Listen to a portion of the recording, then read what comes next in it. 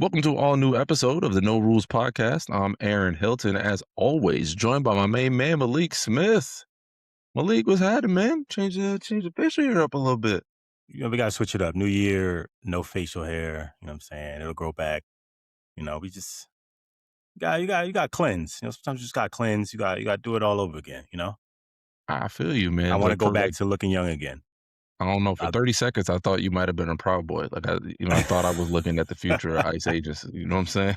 chill, But now chill. I'm getting a little bit more Ryan Coogler vibes. Not enough is said about the Ryan Coogler mustache. You know what I'm saying? Can we spend like 30 seconds on that? Yes, Because we need to. It's okay, that's what I was going for, and the mustache was actually thicker at first, and it full just Coogler. wasn't. You went full Coogler. I did, and then I looked at myself in the mirror and I said, "Just don't have it, brother. You just Did you don't have speak it." with a Richmond, California accent like he has, or did you just? I didn't, but See? I was about to go on YouTube and do a live stream about film and like the different perforations. Cause I was I was very inspired. I was like, damn, this nigga really looks like a filmmaker. He got the mustache, he got the glasses. You talking about actual film? It's crazy. I was like, I'm locked in. I No, want to be you was like you, ready. bro. That's, I Yeah. mean, the inspiration right there. It Yeah. was inspired by Ryan Coogler. It would have been cosplay. I would have probably looked more foolish.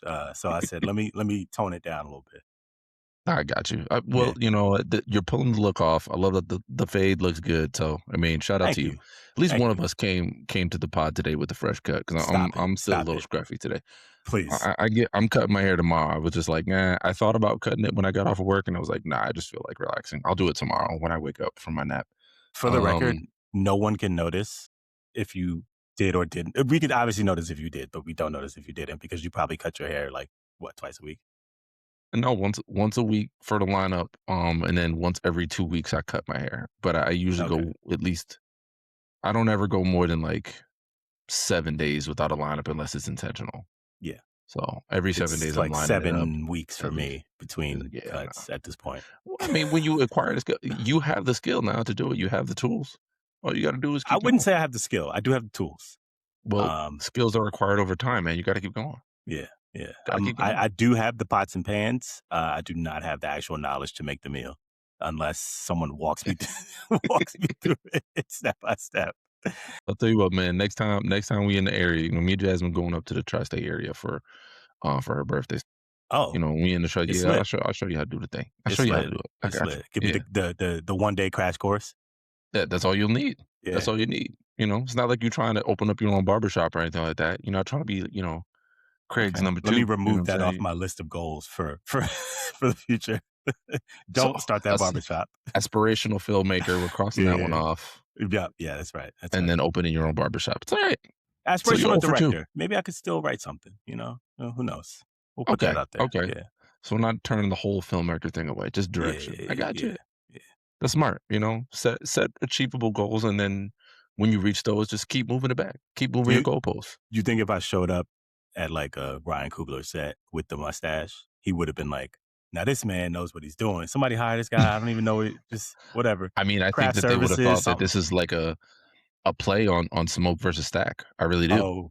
Yeah, that's a good point. Yeah. Yeah, depending on what set you pulled up to. Now, if you pulled up to like the Mansa Musa set, then who knows? Nah, I'm at the Disney lot. I'm like, yo, is this right there. Black Panther 3 set? Am I in the right spot? First day, I don't know. First day.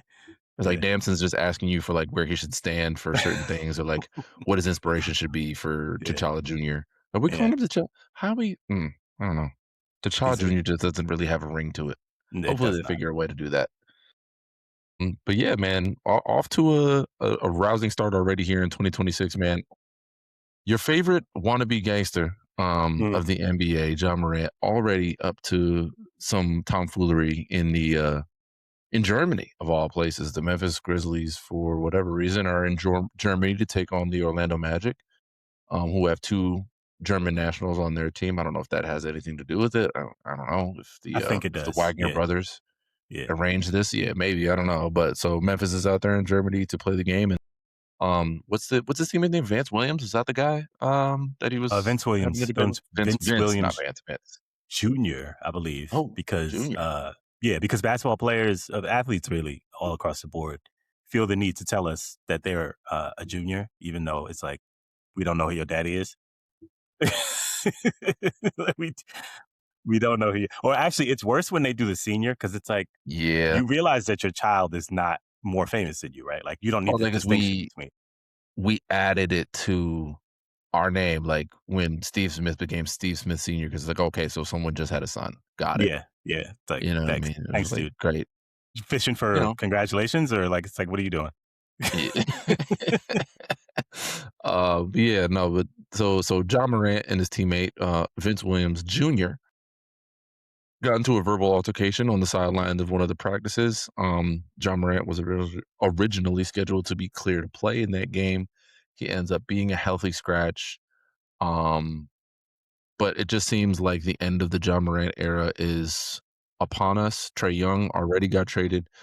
He was another disgruntled guard in his situation. Ja Morant, um, the latest to be on the trading block when previously looked at as a franchise point guard. So, but what's going on with Ja here? Is like, can he not control himself? Like, are the Memphis Grizzlies really better off without him at this point? Like, what's your diagnosis of the situation? To answer the second question first, they are definitely better with him not on the court. Like Okay. from a record standpoint, they are better with him sitting down. Um, and it seems like better with him just not around. Like I think that video when I saw it, I was extremely annoyed because I feel like John Morant is like, I think I texted you like, is he just a child? Um, and I I feel like he's the one player in the NBA where like you try to do the trade machine thing, and I'm like, well, they would never trade him there because he's too immature. like, like, like he's like, I So, well, want to that's go to not going to work. Miami. Yeah, he's like, I want to go to Miami. It's like, oh, I bet you do. You mother, like, yeah, we'd all want to go to Miami. Like, but your ass would be fucking in the clubs and not at the games. So I don't think they're gonna trade you there, buddy.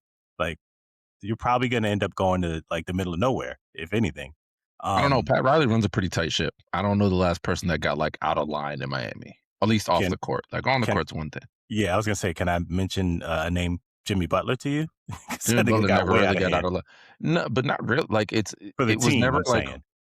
Yeah, but I think his was more of like a just Jimmy Butler just he runs his course everywhere. He's proven it at this point. Like it honestly kind of ruined the fanfare of the original happening in Minnesota when now you're starting to realize, I mean, the same thing he did in Minnesota, he did in Philly, and then after Philly, it was Miami's turn, and then after Miami's and Golden State. Now he's in the end of that cycle in Golden State, it would seem, is some rumblings and things are starting to bubble to the surface in Golden State, but they have their own litany of issues out there in Santa Clara. But I think for John Morant, he could use an iron fist like a Pat Riley or someone who's established, maybe even Houston, someone like the coach in Houston, who I mean, his marital troubles notwithstanding, I think he as a coach, as a leader of men, I think that Ime Udoka has proven himself to be an incredibly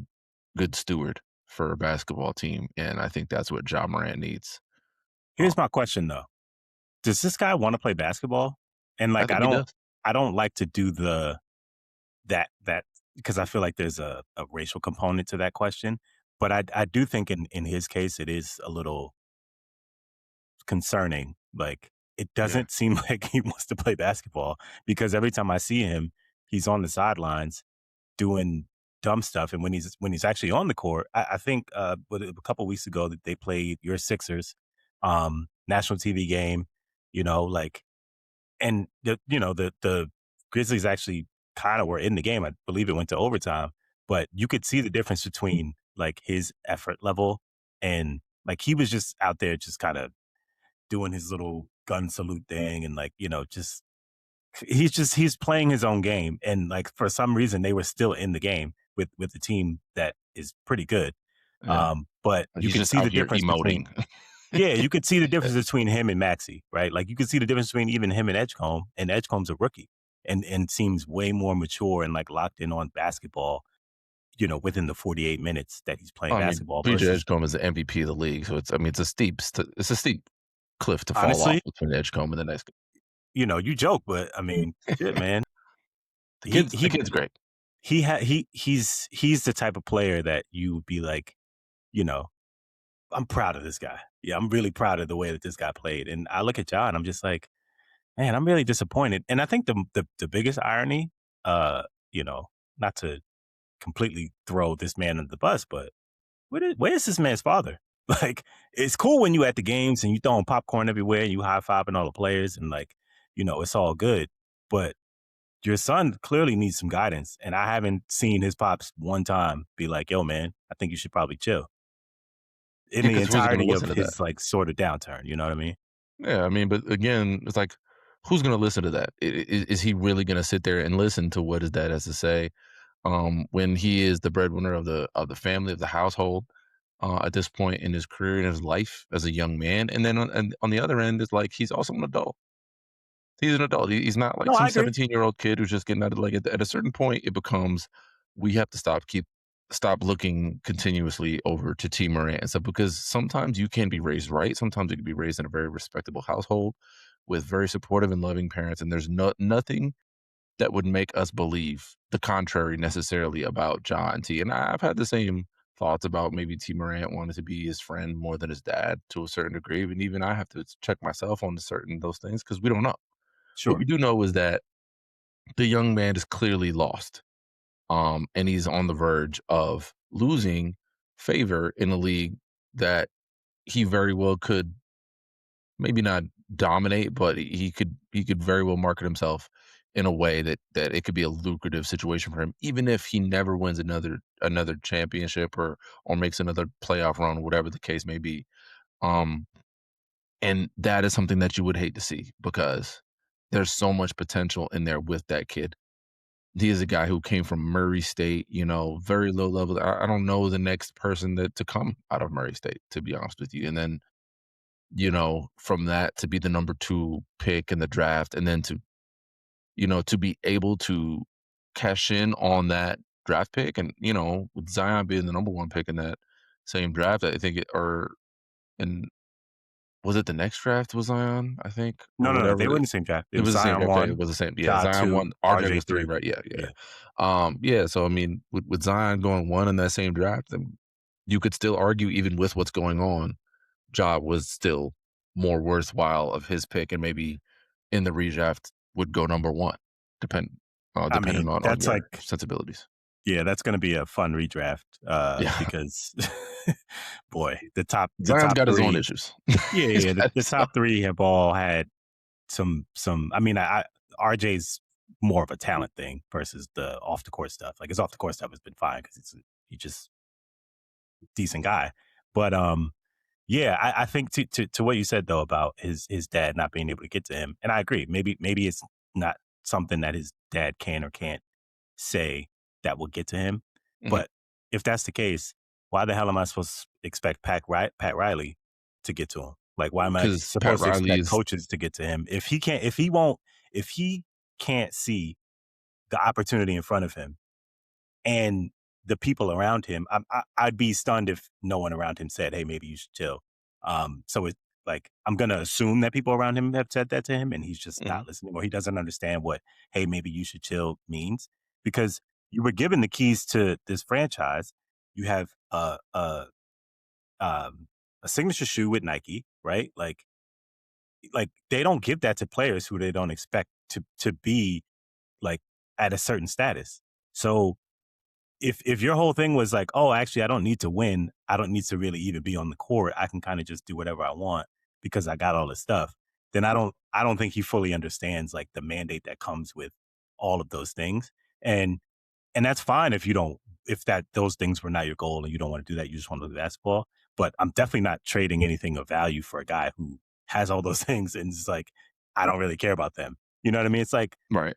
I'm actually I mean, that good if you just want to go be a rapper and like yeah, tote guns. Like that's and that's I perfectly mean, fine. but that's a situation that he finds himself in, but I think the other part of it is sometimes you can't hear it from the people that have constantly been in your corner and have supported it supported the bad behavior throughout the rise because there might have been small signs of it during his ascension to the level that he's at right now. And, not even like 2 years ago, John Morant was looked at could be the face of the league coming up with I'm his fine of the talent level West. and things like that. And yeah, like, and then all of a sudden he gets a little too big for his britches. I'm fine in the West.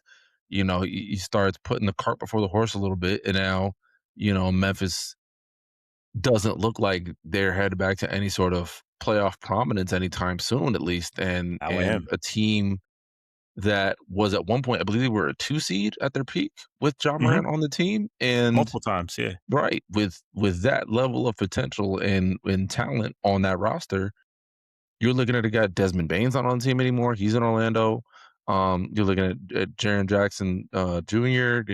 and what he does and doesn't do on the floor and things like that. And he has his own on court proclivities that don't necessarily lend itself to wins and losses in the best ways. At least from my personal understanding of his game. But it's just upsetting as a fan of basketball in general to see how quickly it all has unraveled. And I think sometimes you need more stern steadying of the ship because when you're in that insulation bubble of Memphis, well, they drafted you with the hopes that as a number 2 overall pick from a small school, that you would have that grit and grind to you that Tony Allen and the boys brought to Memphis all those years ago, that Zebo brought to the team, and that you would help lift us to another level. And being Showtime put us on a more national stage.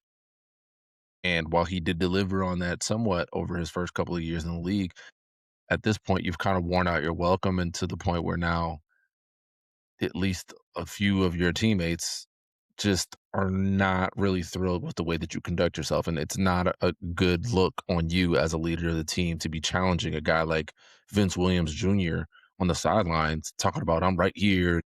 Why don't we handle this stuff right here? I'm not going to the back. Why would I go to the back? Which, let me just say, um, that's not tough guy shit. Honestly, you could argue more pussy because you know what's going to happen to you in the back.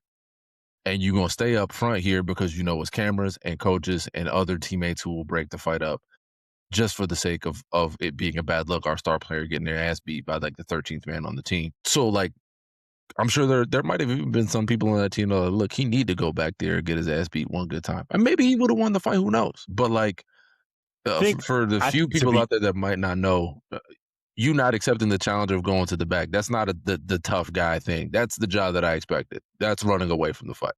Imma be honest with you, I think if a fight actually did break out, several players would jump in and not on his behalf.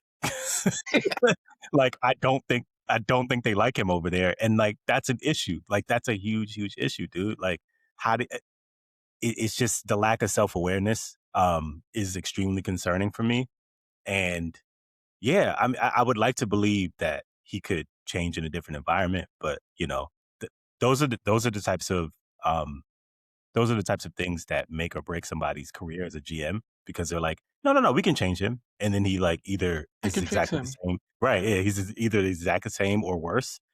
Very rarely does a guy go to another team and it's like, oh, you know what? I was kind of being an asshole, but like now I've seen the light because I'm in a different place. It's like, it's what we all want. We all want to believe that that's like a story that we can tell, but the player has to actually be the one to buy in and to do that. And I'm very curious to see how the situation ends up playing out and where he could go, where he would actually buy in. Because I do want him to buy in. I want him to be good because I think he's a great player.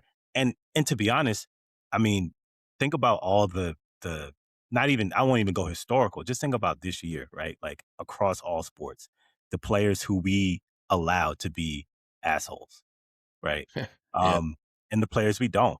Like, sorry, AJ Brown, you don't get to be an asshole if you can't catch the damn ball. You just don't. Hey man, Like, let me tell you you something. don't get to scream at people You because if you can't you catch.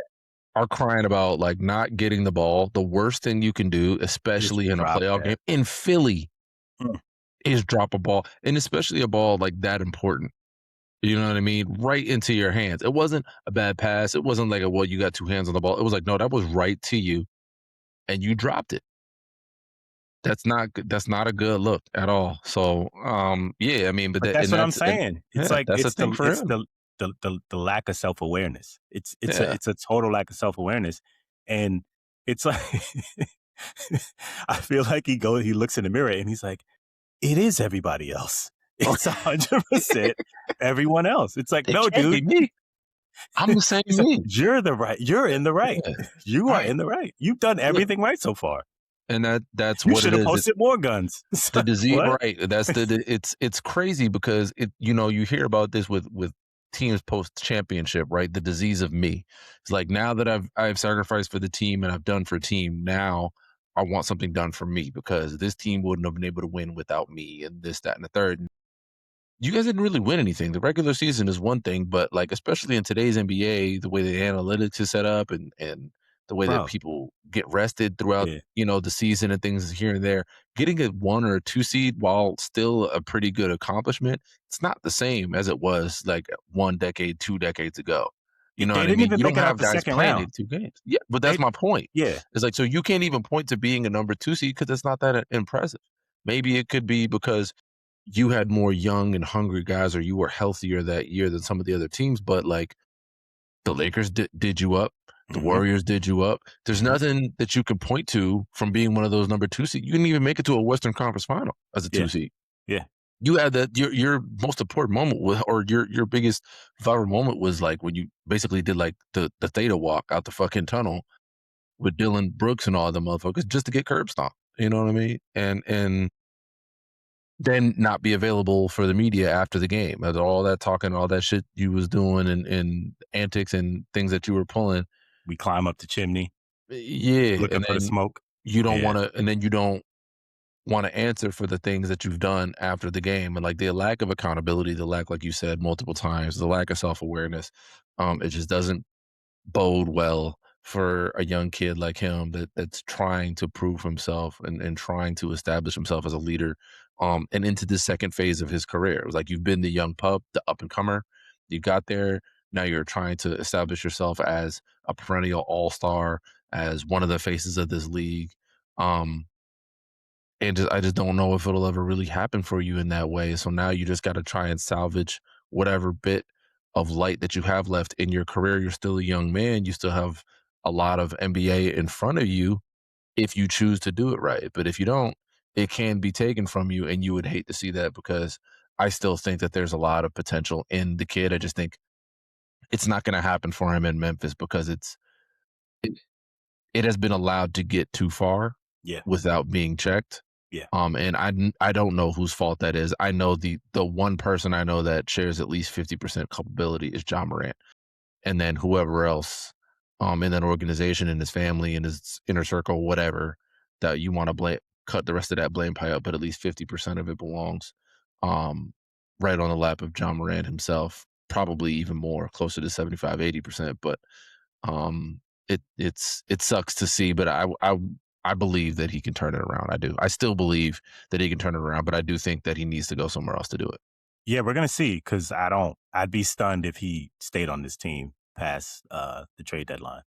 There's no I chance. it feels like I mean, I'd I'd be like, "Hey, you know what, bro? You can actually catch your own flight back to the Yeah. US." I mean, you see how the Hawks did it. The Hawks didn't even wait for the trade deadline. They got Trey up out of there very quickly. They was like, "Listen, become very clear that we play better without you," and they traded him um, during a game, during home game. With him in the building. So anything can happen to anybody. Nobody is untouchable. So I hope he learns this lesson before it's too late to learn that lesson. But yeah, so I was scrolling through my Instagram feed the other night, and I had sent this to you on IG. So we had talked about it a little bit pre-show.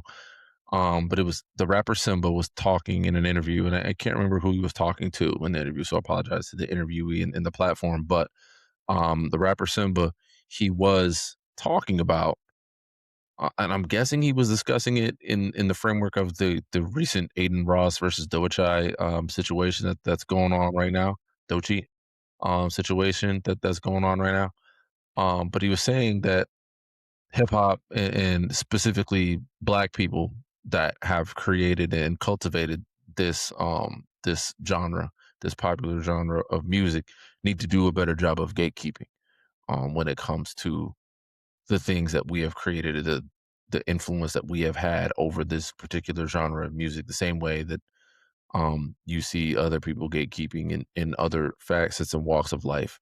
It just is too often, it seems like we have people from the outside come into our culture, get popular off of our culture, and then just throw it away when it no longer suits them, or distance themselves when something becomes too real, or when it's time to speak up for social justice for people that look like us, or look like the people that they collaborated on their music and stuff with. So I just want to get your thoughts on that particular aspect. Do you think that we should be gatekeeping a little bit more in hip hop, or as a black community?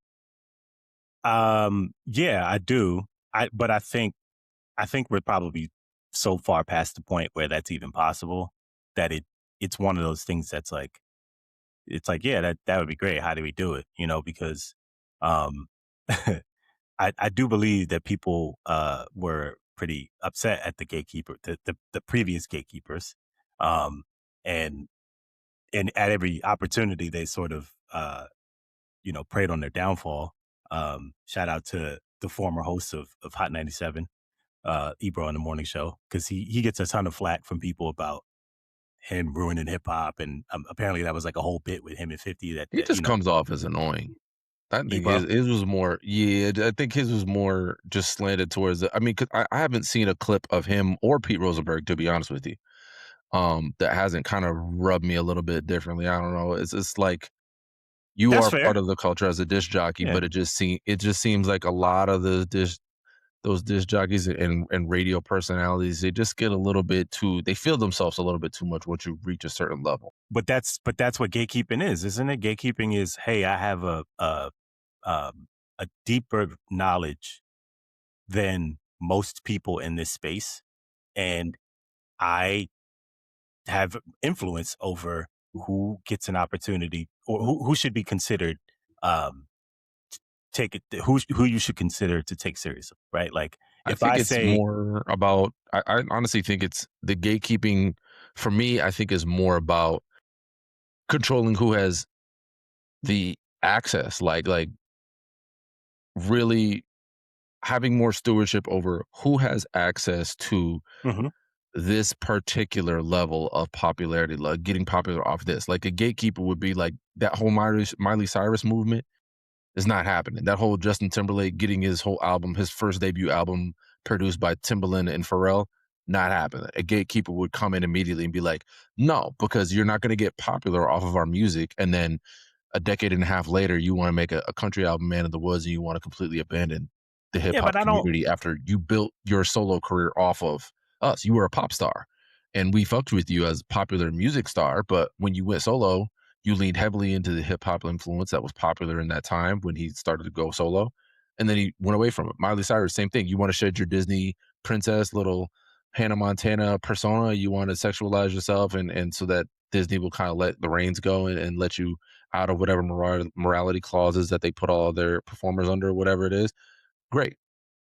And then once it's time for me to shed that, ain't no more Mike Will made it in the videos, no more grills in the videos, no more collabs with rap artists and things like that. I'm gonna lean back into country like my dad. You know what I mean? Like that seems more gatekeeping, not like, hey, you're gonna come up and interview and now you have to answer to me when I tell you this, that, or third. I mean, maybe that's part of it, but I kind of took it as we're not gonna let just some outsiders come in and ride the wave until it no longer suits them. Like, if you're gonna be a part of this, we're gonna make sure that you deserve to be a part of this. Yeah, but I think the two examples that you gave, I disagree with them because I don't feel like Miley Cyrus or Justin Timberlake were um, benefiting from hip hop necessarily. I would say that about somebody like Post Malone, who benefited from, 100%. like, who his literally his first hit single was White Iverson, and then he turned around and talked shit about hip hop specifically. I've never heard Justin Timberlake say anything negative about black music, or like any, like, I feel like he shows reverence. Well, he completely abandoned uh Janet Jackson after the Super Bowl incident. Like, that Yes, was probably yes, the beginning of that was the beginning of the pivot for him. that was a separate thing, but I yes, I agree. And he did eventually apologize to her, I think she said, which, I mean, at this point, that was like She's the one that has to 22 accept years the ago. apology, so if she Yeah, accepted it, there's nothing for nothing yeah, for us to get into. but yeah, I the to me the if that's what he meant by gatekeeping, then I mean, I guess, but I don't think that that's to me that's doing less damage to music in general because people I don't think Miley Cyrus, like, dipping her toe into a Mike Will Made It beat and then doing Wrecking Ball is, like, ruining music. You know what I mean? Like, it's like, "Hey, you clearly you have 2 different sides to you, and that's perfectly fine." Um, but I do think, like, the streamer thing, which is a much harder thing to contain and gatekeep, is an issue because, obviously, you have these dudes who grew up a lot of these kids are what, 20, 21 years old, so they Mhm. were born Jesus Born Christ. into yeah, right, yeah, Yeah, like, that's they were born in born the 2000s, so you into an era where they don't even fully understand that, like, this music the year that they hip-hop were was never born counterculture for them. It was yeah, always the part of the year that culture. they were born, that music was probably 20 years ago, had maybe just started, so it's still in a very, very early place in the span of the history of music in this country. Um, and they could never have an appreciation for that, obviously, because they're too young to understand that. But they have a platform because they're on YouTube or Instagram or Twitch or whatever, right? Like they just have a platform because people are interested in what they have to say. And I don't know how you prevent them from saying whatever they want to say. If anything, you telling them not to say something is going to make them say it even more. I think if we want to gatekeep then maybe the real thing that we should do, which is ironic of me saying this because we're doing this topic, but is to just not engage with anything that those people say. Because why are we talking about like why is I don't fucking even know who Aiden Ross is. I know of him, but I don't like have no idea who he is and probably couldn't pick him out of a lineup of other white dudes who look like him. So like why do I care what he thinks about Dochi? Like at all. I don't give a Well, shit. it's I don't Versus think like it's J. Cole just dropped a great song and I actually care about the music. Why don't I just focus on that? Because who gives a fuck about what he thinks about her? 'cause He can't rap. it doesn't work that way, unfortunately, because especially in the era of social media, everybody has a platform, and if you have any sort of following, then not to say that your word needs to be taken as law over somebody like an Ebro who is much more versed in hip hop or another person with that, type of hip hop influence, in our community, but you can't leave certain disrespect, especially when that disrespect has a platform, continue on. Otherwise, you're tolerating the disrespect and it teaches the wrong lesson. So I think that's where it happens now. It doesn't have to get to the point where, you're threatening violence on somebody else or whatever the case may be. But I think part of being a gatekeeper, part of protecting your culture is also not just allowing anybody, especially anybody who has any amount of, even if the influence you have is in the periphery and not within the community that you're trying to protect. I think it's important to not just be like, hey, we don't care if you say what, because we do care. It's natural, it's human to care what people are saying about you. And you don't have to like my music. You don't have to buy my music. You don't have to listen to my music.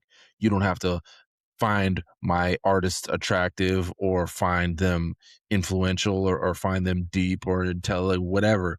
But the moment that your disdain for my music or distaste for the culture that has raised me and has made me a living in this life and has given me a sense of purpose, the moment that becomes a disrespect, I think it is important and incumbent really upon the gatekeepers to then step in where that disrespect and meet that disrespect with the proper amount of resistance and force, because that is how we continue to protect our culture and continue to push our agendas forward when it comes to this hip hop shit.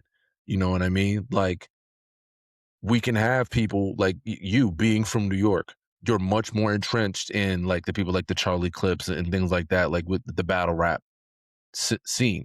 Mhm. I'm also from the Northeast, but I'm not from New York. So battle rap has never really been a big part of me. I was really introduced to battle rap through like Freestyle Fridays on 106 in Park, which is about the most Disney, it's the most commercial version, lightweight, none of that shit. Like, I don't know. I But didn't know yeah, I who Loaded understand. Lux even was. I never saw a Smack DVD until I got to college. So shout out to Tay for showing me that first Smack DVD. But like, we go through life and through our hip hop experiences differently, but we all have a respect for it. I don't come out and just say, yo, New York rappers is whack.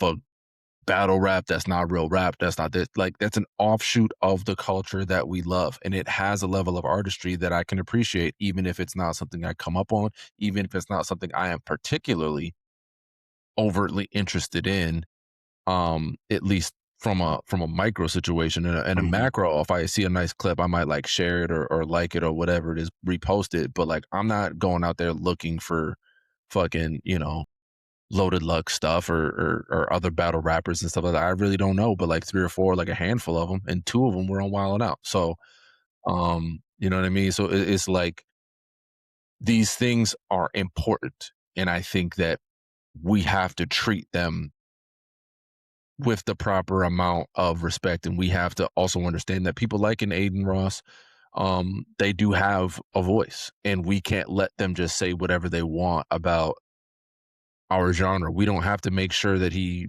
changes his mind because that's not my job. The only person that can change your mind is you.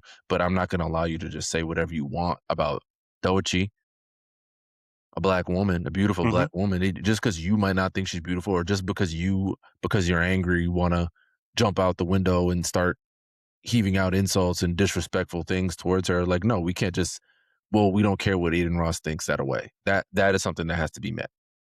Um, I think we might have to agree to disagree, only in the sense that yes, I agree that you can't just um, wish it away, but I think there has to be a third door. Like there's amplifying it, there's ignoring it, right? There has to be a third door where um, you address it in a way that does not give it the oxygen that it wants, that he wants it to have to spread, because that's basically what he's doing. Is like, I'm just going to enrage people to get people to pay attention.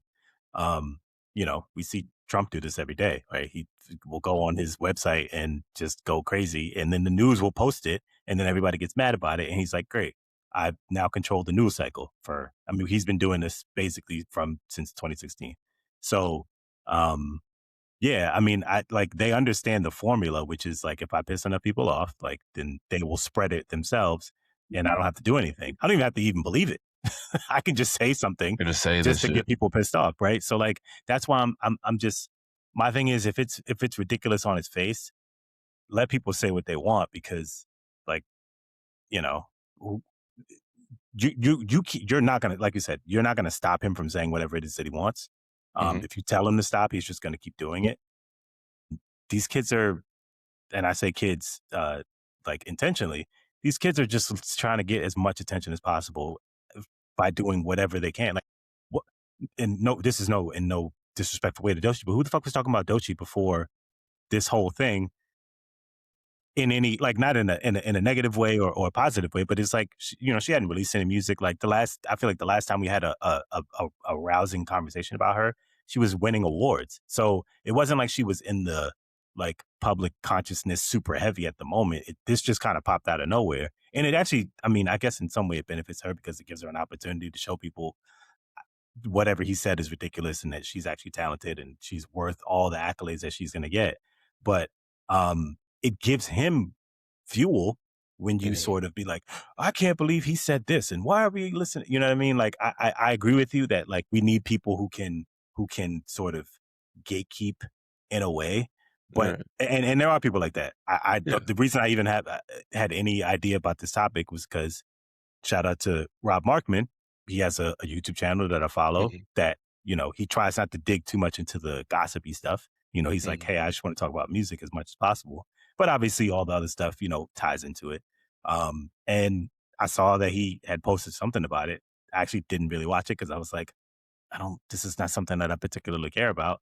And, if it ends up being something that I'll care about, like, eventually it'll get to me. But like, I'm not gonna seek out stuff that's just gonna piss me off. No, I mean, That I know already that I disagree with. Like, and that's real. That's a real, feeling to have, and a real, like, I understand where you're coming from in those types of situations. I just think it's not about, like, giving somebody fuel, because that's why I said it's important for people that have a platform, okay? mhm, Aiden Ross doesn't need our attention because he already has the type of platform that warrants the attention that he wants. He doesn't like, I need the hip hop audience to tune in to talk back and forth. Like, he's not, this is not a troll.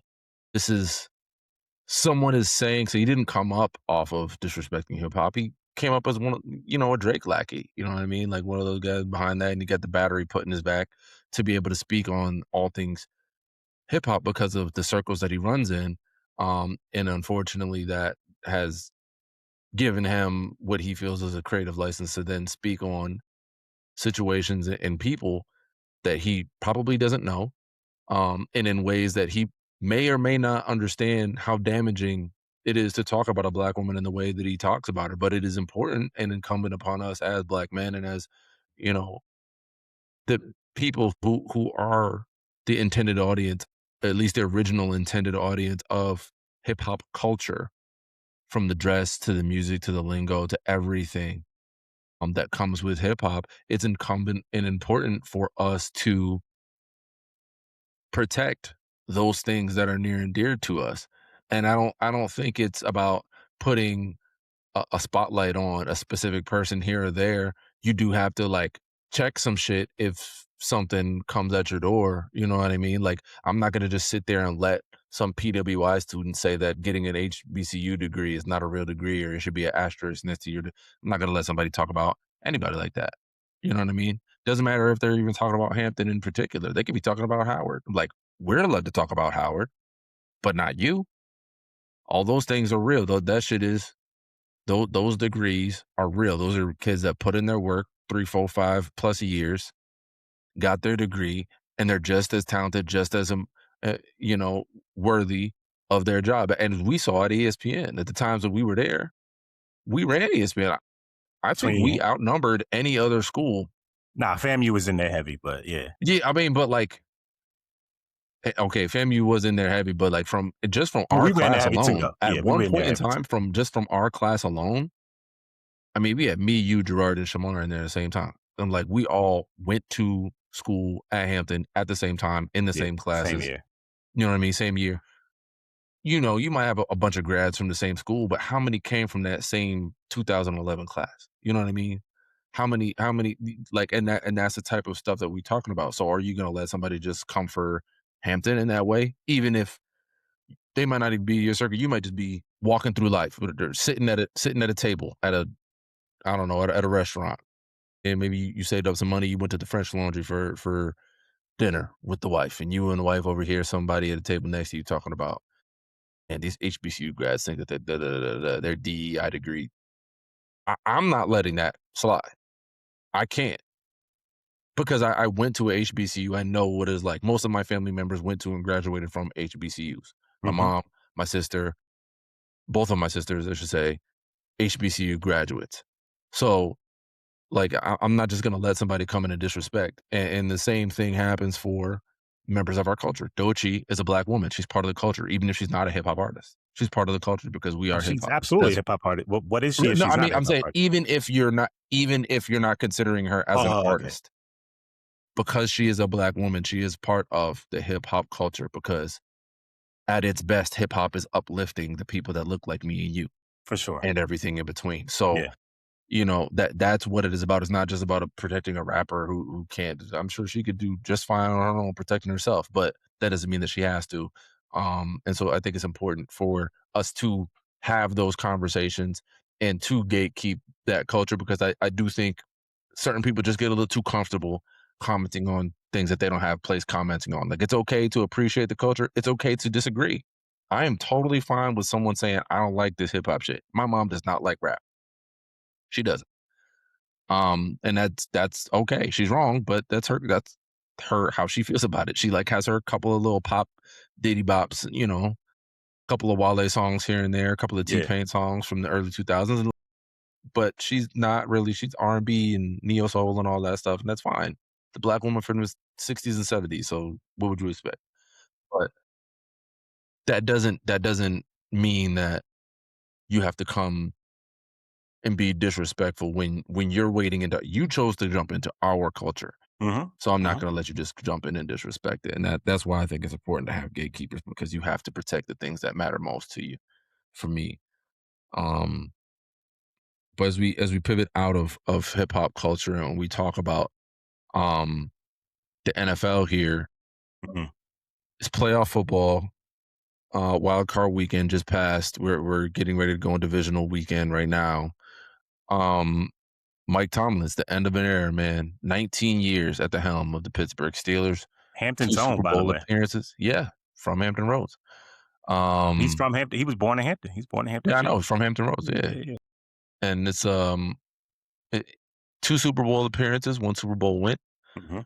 Um, does the legend never had a losing record? A couple 8-8s in there, but most of them winning records. Never had a losing record. That I mean that those things are important. It was time maybe.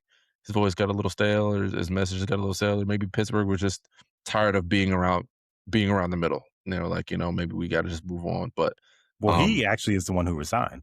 So, yeah, I think it was one of those out of respect for you because well, no, I the don't know maybe Art Rooney, yeah whatever the the the owner yeah the current Rooney. the Rooney family yeah Yeah, he said they were gonna give him a shot to come back next year, but he preempted it by saying that he was gonna step down. Which, if you had a job for 19 years and you decided like, hey, I think I'm gonna take a I break, think I'm good.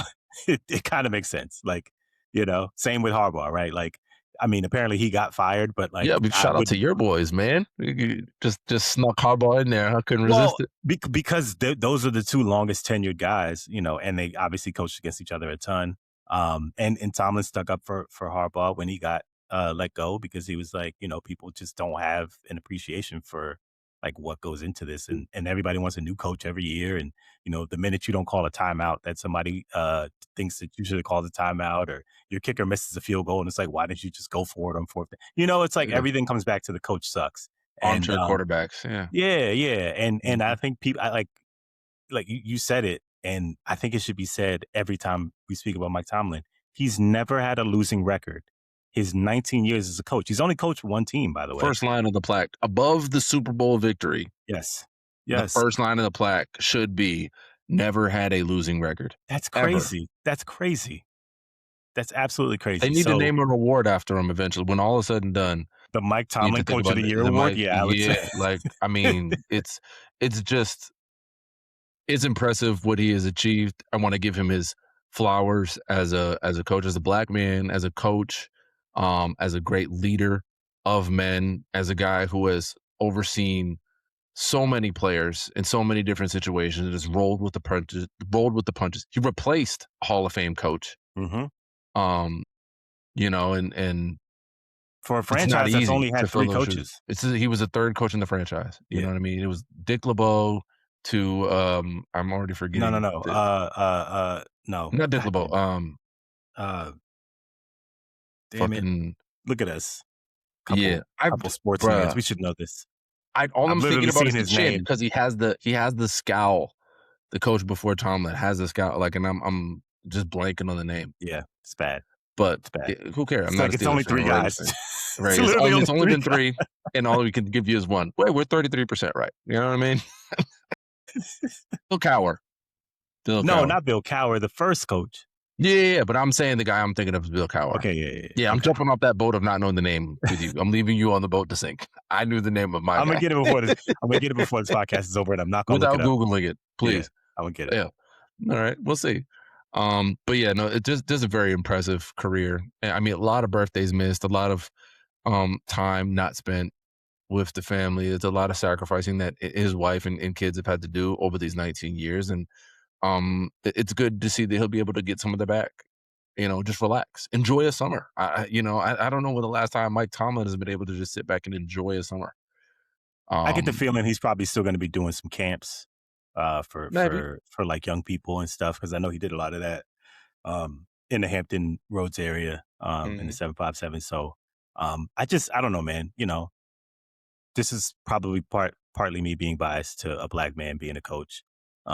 But I think Mike Tomlin is just a good guy. Like, there's something to be said about people who, whether they're a good person or not, their public perception of them is that they're a good person.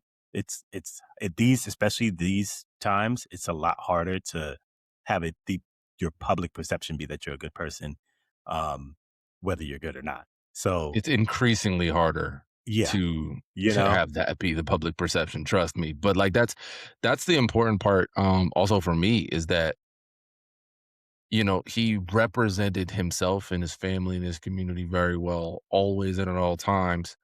Um, and, especially when if you've been in the public spotlight and you've been in a storied franchise like the Pittsburgh Steelers, like you said, the 3rd coach, the first black coach in the history of the team, you know what I mean? Mhm, And, mhm. like, that it means something that for those 19 years, it has always just been about the product on the field, and that product was a winning product almost every single time. And when it wasn't a winning product, it was a 500 product. You know what I mean? And that's I don't know if we'll ever see that again. 19 years with one team, I don't think we'll ever see again because coaches Fuck just no. don't get into it early. Yeah, coaches just Shit, don't get shit. into it early enough. And the What college game is just those contracts are starting to catch up to the NFL contracts anyway, the It's way that true. that sport is going. I don't know that there's gonna be too many college coaches that wanna leave the ranks because they're treated like fucking gods in their city. You bring you know, a playoff appearance to a team like, you think Curt Cignetti is fucking leaving Oh, to go no. follow Mendoza Oh to the my Raiders? god. Fuck You no. kidding me? Why would he leave? I'm gonna put a fucking statue in at midfield of Yeah, Indiana Stadium that I don't even know what it's called because they've only been a valid football team for 2 years. yeah, You know what I mean? yeah. Like, it's an They are in incredible thing. Bloomington, I know that. Okay, well, I know they're in Bloomington, Indiana, of course, Yeah, but, like, it's, that's about it. That's as much as I can give Bloomington you. Field? The Bloom? We call it the Bloom. The blooming onion. Oh, shit. You Yeah, know? I do. So it's funny you said the thing about age too, because Tomlin started when he was 35, and I was looking up as soon as it happened. I was like, "Oh, they're gonna go after Notre Dame coach Marcus Freeman." Um, and immediately Marcus Freeman came out. Well, I don't know if it Speaking of was him. Indiana. I don't know if it was him or if it was Notre Mhm. Dame, but one or both of them was just like, "Sorry, he's staying here, and we will Yeah, do not everything we need happening. to do to keep him here." And I'm like, "Okay, respect." Like Yeah. they said, we throwing money at this brother. Still a Um, thought. We thought about it. yeah, yeah, yeah, We just, yeah. Everybody thought about it because yeah. it would be a great fit. He's the hottest young coach in college. He's one of those guys that seems like a character guy, good defensive coach, all that stuff, right? Like he seems like he would fit. And I was looking to see, I was just curious, like, oh, how old is he? Because I'm like, he's young. He's actually 40 years old, and Marcus Freeman? he's Oh, 40 years old. black is beautiful, man. That's insane. It just don't You crack, coulda bro. told me he was 32, and I'd be like, "Yeah, Yeah. that fits. I thought he was That our tracks." age. I thought he was, in his 30s. So Mike Tomlin being on the verge of 65 is crazy. yeah, yeah. That's insane. When they pulled up the video of his, like, press conference, it was, like, mad grainy, but Mhm. also my man's hairline was, like, back here, and I was like, "Damn, Mike, I see." Yeah, Yeah. like, it was a different time. The hat became a necessary part of the, of the repertoire. It was it was a different time, you know what I'm You know saying? what? But Bald heads definitely, de-age you a little bit, so shout out to him for yeah. coming on home for that. Yeah. By the way by the Mhm. way, Chuck Noll, Pittsburgh You definitely Steelers Googled that. Like, I'm head not coach. you I did Googled not like, I Google know it. you I Goo didn't Google it. I'm not I I don't didn't believe you at Google it. all. I No, know I should trust you. I knew it in the back of my head. I knew it in the back of Okay. my head. Um, Well, that's a lie, so anyway, shout out to Mike Tomlin. It came to me. I swear to God, it came to me. Yeah, I'm Chuck Noll. sure. In a Shout out to dream? Chuck Noll. Yeah? Okay. Well, Yeah, sure. I just don't believe you at all, but that's I mean, it's an incredible recall by you, Chuck Noll. Okay, but I think it's just it's an outstanding and sterling career, and we would be remiss if we did not at least mention it, on the heels of him stepping down from that perch, but, so we have divisional weekend coming up, like we Mhm. said.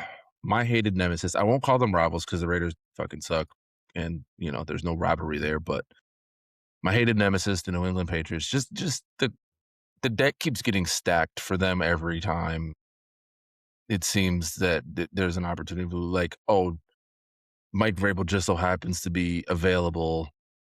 Let's fire our coach who we didn't give a real chance to win. Let's bring in Mike Vrabel, former Patriot." Like, why would the Titans let him go? Whatever. You know, Because Cam Ward teams will no doubt be a better quarterback with Mike Vrabel as his coach, by the way. teams do not want to. They just don't want to take the time that it takes to like. We talked about this last week with Yeah. coaches, and No as patience. much as you hate Pete Carroll, and the job that he did, like I do think it's a bad look to Doesn't just fit. be firing coaches all the time. But anyway, It's fine. Mm-mm. He was not the Round best block and a example. square peg. He Round was block not is the a bad best example. example, but Mhm. anyway, go ahead. Continue. Okay. Mike Yeah, just Vrabel. because don't even get me started on Pete. It's bad. He It's said, just "I got bad. 20 It's more not minutes on a Pete Carroll." 20. Double it. But no, so the Patriots are going up against the Texans, but important to note, the Texans just played Monday, beat Mhm. the dog shit out of the aforementioned Pittsburgh Steelers and Aaron Rodgers. Probably another guy that's probably going to retire after 30 to this year. 6. Yeah. Most of that on the heels of the defense, so it still remains to be seen what will happen in this matchup. But the Patriots will be at home, as they've earned as the number 2 seed. In that game on Monday, though, Nico Collins leaves with a concussion. It is Mhm. very difficult to pass the NFL concussion protocol, especially post CTE awareness. So we will see how that goes, Nico. And even still, even if he does suit up, how close to 100% will he be? A guy's dynamic, and as physical as Nico Collins is, 6'4" wide receiver, well over 200 pounds, just a freak of nature, of an athlete and a very good receiver in his own right. Um, that's a big sigh of relief for the Patriots defensive backs that would have to cover him if he's not running at 100%, if at all, in that game. And then on top of that, they have one less day to rest going into that game. So just the the deck seems to be stacked pretty well in the Patriots' favor for that game. Um, on the other side of the bracket, you have Broncos Bills. Josh Allen, Papa Josh, going up against his wifey's former team in the Denver Mhm. Broncos. Yep. And then in the NFC side, you have 49ers, Seahawks, division rivals. That's probably going to be a bloodbath. I'm not going to lie to you. And then you have Bears versus Rams there. The cardiac Bears, just never say quit. Out on Soldier Field against the LA Rams and Matt Stafford. We have the 4 games set. We have the 8 teams out there in the field. Who you got? Who are your picks? Oof, man. Um, so I'll start where you started, which is in New England. I think I like Drake May. Actually, I wrote about, I want to say this is mid to late November, about taking Drake May. At the time, I think he was like plus 190. Matt Stafford was like plus 120 to win MVP. So, it was basically a two-headed race at that point. Even though people were like Mahomes was still in the mix, air quotes. As in he still had an ACL that worked. Um, I love Mahomes, but had to throw that It one is in what there. it is. Yeah. So yeah, I wrote at the time like Drake May is like live for MVP. Obviously he's live because it was a 2-man race at that point. Plus 190 is not great odds, but I thought because of the schedule that they had, that he had a better shot to sort of prove that he could just dominate teams. And he did that. I think he had a 5-touchdown game against the Jets. But it's been back and forth. All that to say, this is like I won't say this is the first real test, but this is like as real as the test is going to get. Like the Texans have the best defense in the NFL, in my opinion. I know that other teams have better metrics in certain areas, but like if you look at the totality of their defense, and like I remember watching them week 1, they lost the game, but the thing that I took away from the game most was like these dudes hit really hard. Like they hit so hard. I feel like every time I'm watching a game where they're playing, you hear every time that they hit somebody, and like they're relentless, man. Like It's an they're absolutely important note relentless. because it's not like each player is wearing a microphone that's feeding to the Right. broadcast. The microphones around the field are just picking up the Picking up same sound. sounds you're hearing where you can faintly hear a quarterback literally yelling at the top of his lungs, like the protections in Blue 42 and Set Hut and all that shit. You're hearing much more clearly the clanging and the banging that goes on every time there's a collision at or near the line of scrimmage. So like that should just let you know. And you got guys that are 245 pounds running 4 threes Yeah. around the field. Yeah. Most of these games are getting played in cold weather, like the Patriots game, cold weather game, Broncos game, cold weather game, Seahawks game, cold weather game, Rams game, very cold weather game. So it's like all of these are cold weather games. And I don't know if you ever played football yourself, Malik, but I played in the Northeast and I've played in the snow, and it is not fun getting hit in any way, shape, or form in the cold. The sting sticks with you longer. you move a little bit slower in the cold because the blood flow slows down. So it's just it's altogether not a great time. But this is when you separate the men from the boys. Yeah, I think they got a lot of men on that Texans defense. I said I was at work the other day. We were talking about some of the games, and I was like, they kind of remind me of like the freaking Ravens from like 2000, like where like they might actually win you. Like, I mean, you mentioned it, the Steelers game, right? Like the defense Mhm. won them that game. I mean, if you get Right. literally anything from CJ Stroud, who in his rookie year was awesome. In his sophomore year, still good, but like not as awesome. This year, like he just looks like a completely different guy compared to 2 years ago.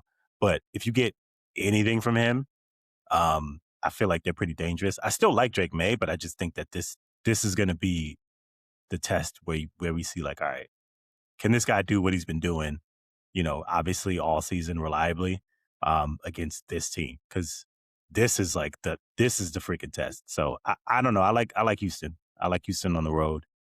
I just think that they just been rolling. I mean, they won what 9 straight now, 10 straight, something crazy. Mhm. Um, Something close, yeah. yeah, yeah. I mean, I it's think I think they'll put a hurting on that offense. I agree. It's gonna be interesting to see. You're biased, so I don't know if we can trust your pick here. No, There was no honestly scenario where you were speaking, going to be like mm, Patriots. no, no, that's not true. That is not true. When it comes to making the picks, when I do I want the Patriots to win? Under no circumstances ever Yeah, do I want the Patriots to win any games. But when I'm being asked like who do I think will win a game, I'll be realistic with it. Now I do think the Patriots have a real chance of winning this game. They are at sure. home. Yeah, And it obviously is short rest, but I watched that game just like you watched that game. And again, Aaron Rodgers and the Pittsburgh Steelers offense is a far cry from the New England Patriots MVP candidate quarterback in Drake May. But I would also posit that Drake May going up against this Houston defense is a far cry from what he saw against the Chargers, in terms of athletes, in terms of competition, and then I think that CJ Stroud is just ready for his moment. He's gonna have to really step up in this game, and he's gonna have to outduel the likely MVP of the league. yeah. So I will be interested to see what happens in that game. I will be watching intently, hoping that the Patriots lose, but I do believe that the Texans come out of there. So we are in agreement. We got the Texans beating the Patriots in Foxborough. What's your next pick? Bills, Hmm. Bills. Bills. Okay. I just listen, man. I love Josh Allen. Like I really do. Like how could you not like Josh Allen? Um, he's Jealousy, just probably. Yeah. well, yes, sure. Just another That's boy. pretty easy, actually. Let Fuck me him. give you the step by step. But I think he's to me he's this generation's John Elway. Like just always really really close, but just could not get past for one reason or another. Could not get the ring. Um, I feel like this is the best opportunity he's ever gonna have. Right? Like just I mean it's been said a million times. No Mahomes, no Burrow, no Lamar. Um, really just to no Mahomes, right? It's just like the Chiefs aren't in it. Okay, cool, because that's the team that's knocked you out every single time that you guys have lost. It feels like. So I think he's just playing right now at a different level where it's not even about the stats or you don't look at his numbers and like, oh wow, Josh Allen had like 4 touchdowns. It's just like Josh Allen just made every play that he needed to make to win the game. Um, Minus the Eagles game like a couple weeks ago. But you know, I think that was good for him because I'm like, okay, cool.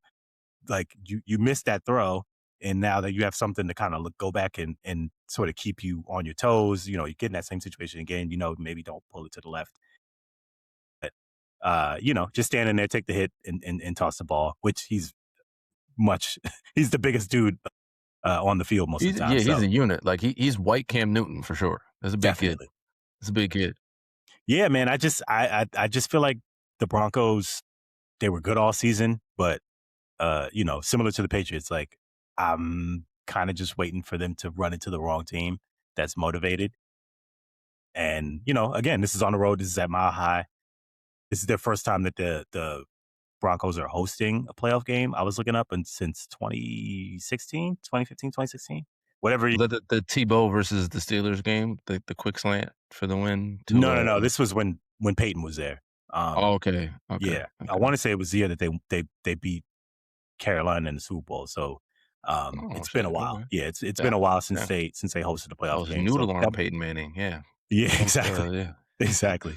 Yeah, so Yeah. I Bills, man. I got Bills. I You got got the Bills. Bills? I actually do have the Broncos, and, the Raider fan in me really didn't want to say that, but I'm just tired of resisting it at this point. I don't know what it is about Bo Nix, why he continually finds ways to win the game, even though I know he is not a good quarterback. I know that. It's a strong statement. I want to believe that not a good is strong. He's obviously a good I'm being a little bit of a He's AFC not West hater, elite, but is what you're saying. he's not a one seed quarterback in terms of like what you would traditionally think a one seed quarterback would be. He's giving a lot more. What was that quarterback that won the Super Bowl for the Buccaneers? Was it Brad Johnson? I think is his name for the Damn. Buccaneers. Yeah, that's. Okay. I mean, but he's obviously like he's probably like a lot more skilled than him. He's definitely a better runner than him for Yeah, yeah. sure. But like that's the similarities here. Like you don't have to be elite number one quarterback guy in order to make it to or even win. I mean, Rex Grossman has a Super Bowl appearance on his ledger. You know what I mean? If that's saying Yeah. anything. So those things aside, the best quarterback doesn't always win these games, even in the modern NFL. So I think the Broncos just their defense is better. I think they'll be ready for this game. I think the rest was important. Them not getting beat up. They're well rested. They're ready to go. Um, and I think that defensive line not having to blitz Josh Allen is going to be Mhm. very important. Be able to get to him with four. Those guys are disciplined, keeping contained, getting a rush from the middle of your defensive line. Also important for when Josh Allen steps up in the pocket and tries to get out and run and things like that. So, um, I think it'll be a little bit more difficult for Allen to find those running lanes that make him so dangerous with the ball in his hands. But I have it being a tight game, a defensive struggle for most of it. But I do think that the Broncos eke that one out in Mile High, probably on a late Willett's field goal. Um, I We'll will lead see. here on the NFC side. We'll start with the bottom of the bracket: Bears versus the Rams. I think it's great what we have seen from Matthew Stafford. I think that he, put together a really great season. But give me them cardiac Bears, man. Mm, But paint your nails, guys. Paint your nails, Caleb yeah. Williams style, man. That fourth down play, I'm a believer. Insane. It I'm a was believer. insane. I'm sipping It the was Kool-Aid. I yeah. could watch you put the poison in the Kool-Aid and I would still drink it after doing some shit like that. Like, that's all I want. Like, if Felipe Mendoza or Fernando, I don't even F Felipe. Mendoza, whatever. Okay, his Felipe. first name. I flipped it between Felipe and Fernando. I really don't know his first name. I know it's F Mendoza, but for Fernando. whatever reason, Fernando. Okay, so Yeah. if Fernando Mendoza has any of that in him anywhere, I'm willing to follow you into traffic on the Autobahn. Like, seriously, with flip flops on. But like that was a ridiculous play. When you see shit like that, when you see shit like you're down, what was it, 21-3 at halftime, Mhm. and you're able to still pull out a victory against a very talented Packers team, I think it's just at this point ignorant to not select you, to not pick with you. So, and you're at home, give me the Bears. I'm with you. Mostly because, like you said, this is going to be obviously it's Chicago, so it's going to be a cold weather game. Um, and the Rams, you know, I actually think Stafford will win MVP because it's more of a. I think it'll be more of a lifetime achievement award versus like Has he never who had won one? no, no, he's never Wow. won one. Oh shit. You never Um, really think about that. yeah, Okay. he wasn't. Yeah. He certainly wasn't winning it in freaking Detroit. No. Well, I mean, With you think all the due year that respect. that Calvin almost broke the record, like you think about what the numbers were, but it's hard when he's one of those that he's always been really good and obviously a former number Mhm. one overall pick. Duh, he's been good. But like the two things you forget about, or that I forget about with him is, one, he SEC quarterback, he went to the University of Georgia, so I always forget that. And Mhm. then the fact that he never really won an MVP. No, I That's mean, I don't it's think actually people took shocking him to me. seriously as a quarterback until he got to LA. So, it's good that he's having this this season to show that he can still do it. He got the gray In in his the late beard. Like, 30s. yeah, Yeah. he's killing it. But I just don't think that you can throw the ball as many times as they do. Um, in that kind of cold weather and be as effective, especially against a team that gets as many takeaways as the Bears do. Like they're going to be all over every single throw. Puka's probably still going to get his numbers. Like they're still going to put up points, but uh, I don't know. I like you said that the Caleb thing. I wanted to be a believer in college. The first year, I was like, okay, it seems he's not bad, obviously, but like I wasn't sure. I was like, is he sort of just more game managery? And I was saying to somebody this past week, it's like if you look at the numbers, like it didn't look great, but if you just watch the game, obviously it didn't start well, but the second half, like Caleb was just like unbelievable. He was elite. It was so good. He just has something. He has that it. And like you said, that throw falling down. I've never seen someone throw the ball like that accurately falling down. I mean, dropped That's it crazy. in a bucket on his back foot after scrambling around on 4th and, like, I wanna say it was, like, 8 plus Yeah, at that yeah. time. Gotta have it. If you don't convert that, the Bears lose Going that game. going to your left to throw the ball and just kind of lay out and fall on your Layered ass. it over 2 Yeah, defenders and in front of another one, right unbelievable. perfect breadbasket On the in that sideline. like you said, in that cold weather. Just, I mean, freak of nature play. So, yeah, we both got the Bears in that one. Top of the bracket, 49ers, Seahawks. I mean, this was gonna be the Seahawks are gonna beat the dog shit out of I don't even think it's gonna be close, to be honest with you. Wow, really? Yeah, I think this one is it probably ends up somewhere around the 9.5 point spread victory with like a 10-point victory for the Seahawks, but I think a lot of that would be like garbage points towards the end of the game. I think it won't be as close as the final score indicates. Oh man, I disagree. I think this one will be close because all the other games were relatively close. I mean, all the others they only played twice, but Mhm. the two times that they played, it was very low scoring, and it was sort of within reach for both teams. In the second game, the Niners, I think they lost by what 16-3 or 13-3 or something like that. So it wasn't a one score game. Look, I think the Niners people kind of buried them last week against the Eagles, and we saw how that turned out. Like if you and I thought that they were going to win the game. I didn't bet Me it, too. and I should have. Yeah, I Um, mean, I'm not allowed to bet it, so I couldn't, I but I took definitely I thought of took that. I took McCaffrey to go over 120 combined yards, and he fell 6 short. But I also took McCaffrey 2 touchdowns, and that hit. So shout out to me. But yeah, I like if you would have told me that they won that game without George Kittle, I'd be like, how the fuck did that happen? Yeah, Like, you know what wouldn't I mean? believe it. So yeah, so I'm just not gonna doubt that the Niners. I still think the Seahawks win, but I'm not. I have no reason to think that the Niners won't push them as far as they possibly can because I mean this team just doesn't give up, and we got to remember like if the half the team wasn't hurt last year, maybe they have a shot to go back. Maybe the Eagles don't make it back to Super. Maybe we get a rematch of Niners Chiefs. So I'm gonna say it now. Jets fans, avert your eyes because this is where Sam Darnold really shows you how inept the Jets franchise is. I really think I don't know what it is. What I could be dead wrong. We could do this pod next week and the Seahawks lost or Darnold looked like a fucking lemon through 3, 4 picks, whatever it is. I'm going out on a limb here, and I just think this is where Sam Darnold shows you guys like this is where I got the contract. Shout out to Kevin O'Connor in Minnesota for giving me another chance, showing people that I really can lead a franchise. yeah, You know what I mean? Back-to-back seasons, by the way, with 14 wins, not nothing to like just shrug your shoulders at for sure. a quarterback that was seemingly referred to as a bust before then. You know what I mean?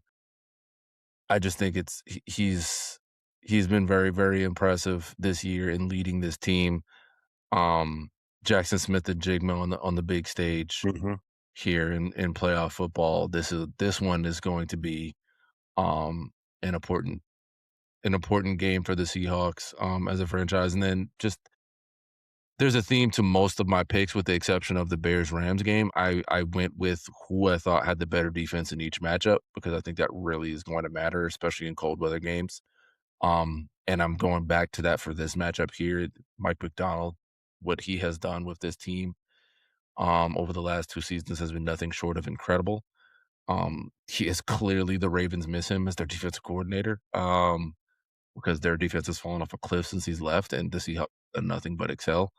So, yeah, I think that this game, especially if I didn't even know the Kittle thing. So if especially if Kittle's not playing, I feel even better about my pick here. But I got Seahawks by at least 10. Yeah, I think the Darnold thing is the this is what everybody's gonna be watching, right? Like, is he turned into a pumpkin again? And he doesn't have to be. He doesn't have to win the game on his own. He just don't lose the game. I guess is really all you're saying because, like you said, I think the metrics say that the Seahawks have the best defense in the NFL. Even though I personally believe the Texans are I just do more too. I think it's ferocious. yeah. This for me, the But Texans. yeah, like the Seahawks by the numbers have the better defense, have the best defense in the NFL, and they're the favorites to win the Super Bowl, which kind of tells you like how wide open this is. Because like I don't think anybody feels like they're the favorites to win the Super Bowl, Right. Even as a but 1 seed and the team with the best record in the playoffs, you're like, yeah, yeah, you're really? just The like yeah, Seahawks as a favorite? Like, yeah, they're the best record in the NFL. So yeah. yeah, yeah. It's like we kind of have to do this, but we are not 100% like sure. Right. Funny enough, the Rams actually have the second best odds to win the Super Bowl because I think people just really believe in Matt A lot of Stafford. people in Los Angeles that just know that Stafford's an MVP candidate. That I don't think that's a cosmetic pick. They're not even going to beat the Bears, so We'll that's going see, to go man. belly up Listen, soon. anything can happen, right? And that's what's great about this weekend is that like we have no idea. Barrett fingers. I'm with you. Obviously, I picked the Bears, Come on, man. but yeah, I'm not like mega confident in that pick, and it's a little odd to me that the Rams are favored on the road. Um, but I do we wish will that see. Bears Rams game was the primetime game because I work a mid shift on that Sunday, so I'll probably be getting home around 8, maybe 8:30 on Sunday. So that game will be pretty much over. And usually when I'm at work, I don't have any time to like lift my head up for air, let alone even look at my phone. So I'll probably end up missing most of the Sunday playoff games being at work. Really, even the Saturday because I work a double on Saturday, but I will be able to watch the Seahawks 49ers game. So hopefully that one is more entertaining than I anticipate it being. But I don't see it. Well, we'll see. So the last thing that we get to before we get into dad rules here, news just came across our ESPN tickers before we got on here on this Thursday evening. The Dodgers are they're at it again. This is like it's getting ridiculous. So Kyle Tucker signs 4 years, $240 million to go to the Dodgers. Like, I don't know how far away this is deferred. Like, does he join the deferred boys? Is he not getting paid until like 2060? Like, I don't know how that contract is going to break down, when he's supposed to actually get his money, whatever. But like, where are they getting this money from? Like, at some point, Yeah, it's got to stop. yeah. It's also it's funny because I know the Mets offered him 3 years, 50 per, which was insane. And I was like, I can't believe people are throwing these numbers out, but whatever. And I was like, fuck, take that deal. And the Dodgers were just like, no, actually, we'll give you 60 One more million a year year and for 10 more 4 per. years. It's like, call it in right now before they change their mind. Yes, I'll take it. Right. Yes. A It's quarter dude. of $1 billion in 4 years. So we're gonna sound very. I'm gonna just put it out there. I'm gonna say the quiet part out loud, as they say. I'm gonna put it out there right now. It's gonna sound ridiculous for a Red Sox fan and a Yankees fan to scream about a team spending too much money, but this shit is. We got to break this up. It's This got to like, stop. It's got to where's stop. David Stern? Where's I David need it Stern to come in and be like, to veto the yeah, Lakers Chris Paul trade. You know what I mean? Like, this is the type of shit that we need. Manfred Rob could never. Manfred, He could get on the never. fucking horn and cancel this shit. Find some like ridiculous Article 3, Paragraph 4 bylaw that says that Yeah, they can't do shit like this. yeah. You can't have 4 deferred contracts and then sign a guy for $250 million over the next 4 years. Like, that's got to be like, at some point it has to stop. We can't do this. You can't go through that. Like, think about that lineup. Think about that I lineup. don't If want to Freddie think Freeman about it. I don't decides to want to come think about back and you have Shohei Ohtani, it. Mookie Betts, Mm-hmm. Freddie Freeman, Yep. Kyle Tucker. I mean, like, there's no fucking break. You got like a 40 home run hitter and Max Muncy hitting like at the fucking 9 hole. It's ridiculous. This team is ridiculous. And then you go to the rotation, it's a whole nother litany of ridiculousness.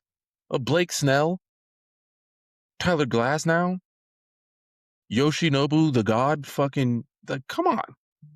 It's starting to get a little bit perplexing as to how they can continue to get away with it. But I can tell you right now, there's the baby. Regardless of how many games they win, you go ahead and give my man for the Dodgers, whoever the executive is, whoever the GM or president of baseball operations is, go ahead and give him executive of the year. Yeah, Because yeah. I don't know how he's doing it, but that's just Well, ridiculous. clearly he's telling his owner, like, yeah, well, if we spend another $240 million, we can sort of make that back in hat and jersey and ticket sales. Apparently, Right.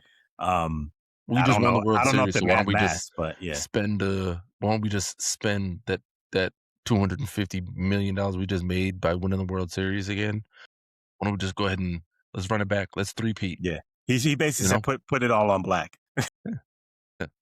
I mean, shout out to this owner, man. This is the guy that owns the majority stake in the Lakers now too, so, he owns the Mhm. Lakers, he owns the Dodgers. He's clearly not afraid to push money into the middle of the Yeah. table. We Yeah, this saw is LeBron probably staring down DeAndre Ayton. This doesn't bode well for Ayton. It's like, this is the kind of moves this owner is willing to make. yeah, These are the it checks he's willing to sign off on, so the money that he's spending too is probably like 0.1% of his, like, yeah, net he worth. doesn't give a shit. Yeah, he doesn't give a shit. He probably sneezed at 250 million. Be like, "Oh, is that Yeah. all you're getting over 4 years? You wanna know how much money I'm gonna make over 4 years?" Congratulations, Okay. young man. That's cute. Yeah, he's just shaking his hand like, "Congratulations, young man. Kyle, they Yeah. could tell me your name is? Yeah, okay, cool, cool, cool. Make me some money out there, buddy." It's like, yeah, that's my kid's weekly allowance actually, Yeah. 240.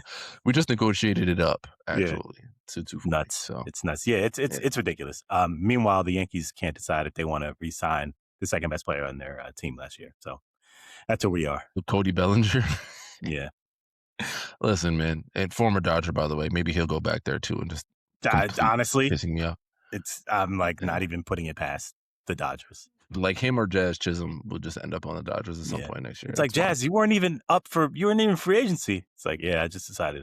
Well, the thing that pisses me off about this whole deal, because the Red Sox continue to play like they're fucking a mid-major in college basketball or whatever. "Oh, we don't have the money to." So we lowball Alex Bregman. Again, just the typical Red Sox move. We lowballed Xander, he walked. We lowballed Lester, he walked.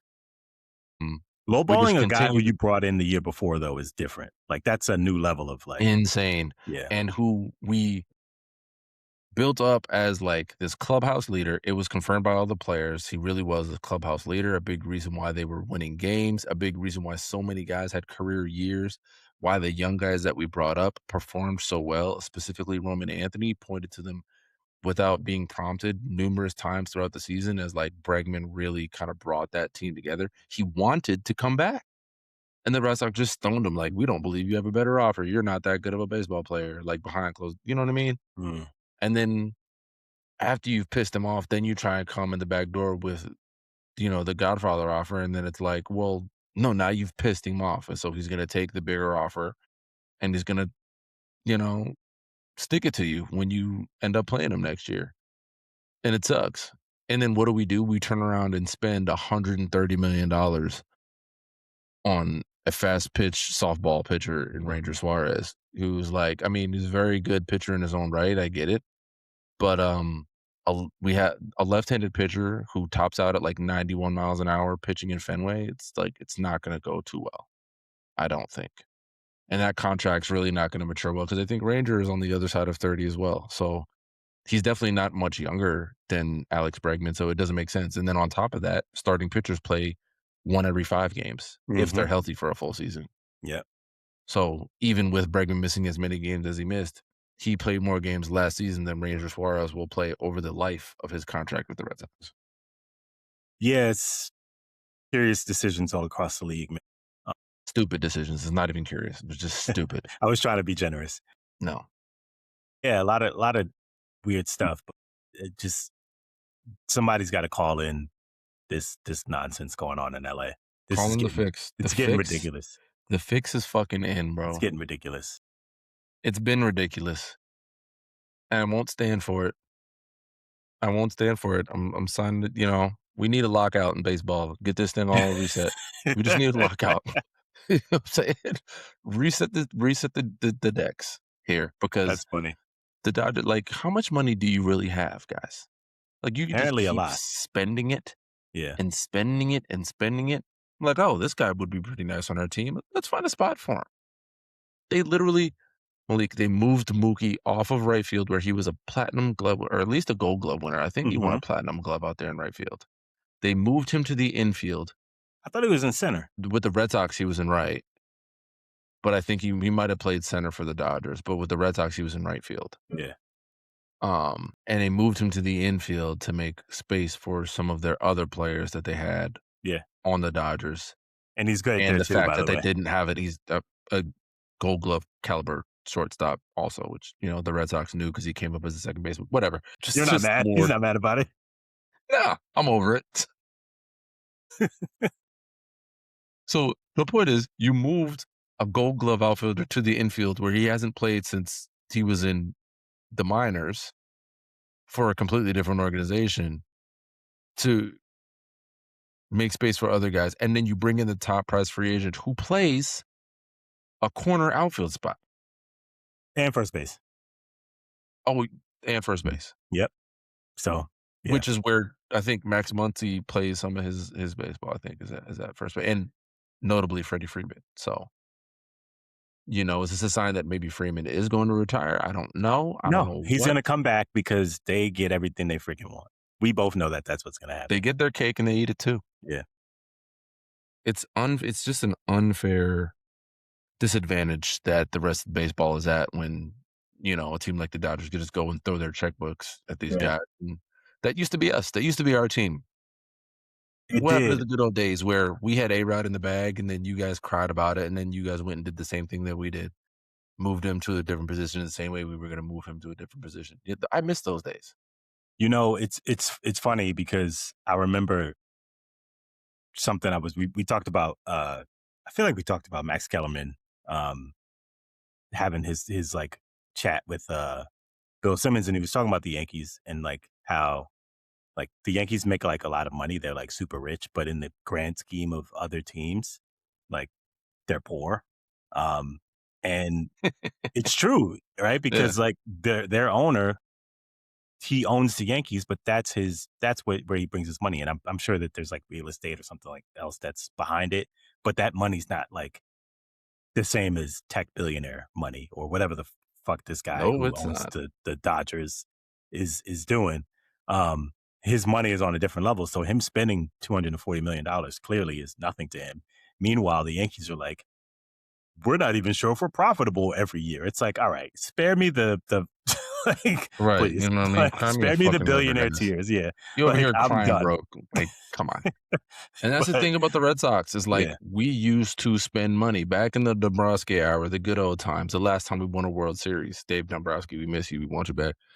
Um, the Red Sox were spent the money when they need to spend the money. They traded the prospects when the proven bat or pitching arm was there and available, and, like, they understood that sometimes having the top-ranked farm system is just as valuable as having, like, the number 1 overall pick in any other sport, you know what I mean?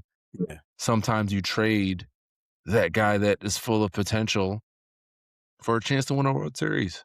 The Red Sox traded their top hitting and pitching prospect to get Chris Sale. We got him.